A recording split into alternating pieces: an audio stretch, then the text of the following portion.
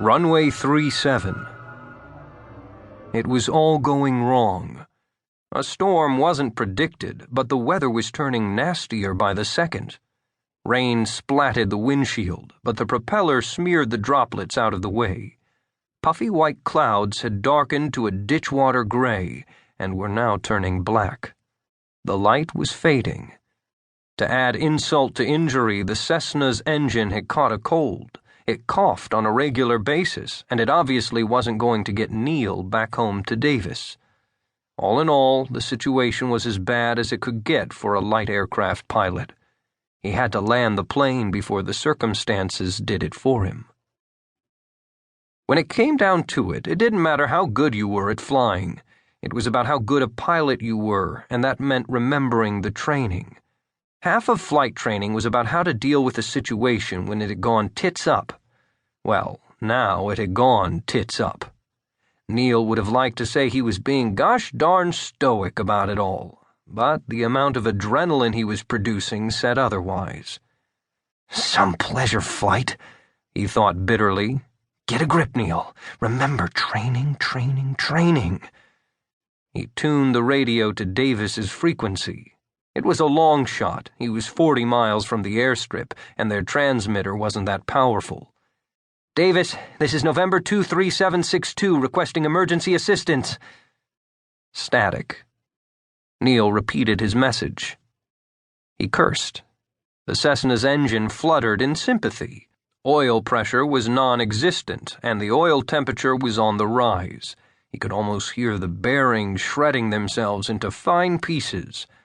As much as he hated to admit it, he would have to put the plane down anywhere he could. He returned the radio to the emergency frequency. Anybody who was anybody would hear him and give him first clearance and any assistance they could. Mayday, mayday, mayday! This is November 23762 requesting emergency assistance. Engine failure. One person on board, on a northerly heading for Davis, approximately 40 miles south. He released his thumb from the transmit switch and waited for his knight in shining armor. Angry clouds grumbled ahead, less than 10 miles by Neil's estimations.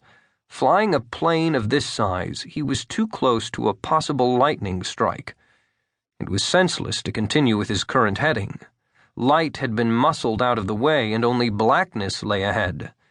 He checked out the rear windshield. It was marginally better, but even if he did turn around, where would he go?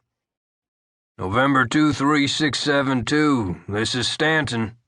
Good to hear from you, Stanton. Neil's sense of relief was audible. Where are you? About 10 miles away from your information. Can you give me a fix on any landmarks? Neil checked. He banked the plane 20 degrees to the left, then 20 degrees to the right to get a better look. Usually the most obvious landmarks were directly beneath. He spotted a large industrial works. He referred to his Northern California chart on the seat next to him. Willard Oil is directly beneath me. Stanton didn't reply for a moment. Too long a moment for Neil. November 23762, change to a heading of 030. You are cleared for a straight-in approach on runway 37 left. Neil didn't understand. Stanton, confirm runway? Runway 37 left. It had to be a joke. Runway 37 didn't exist. Runways ran from 01 through 36. They were numbered after the degrees on a circle. North was 360 degrees, hence runway 36. There wasn't anything after 36. It became 01. He hoped to Christ that he wasn't in the hands of some asshole with a radio on a power trip. Whether it was some joker or not, he turned on to heading 030. With his choices limited, it didn't matter where he came down now, as long as he did in one piece. Northern California was full of empty fields. He would settle for any if it came to it.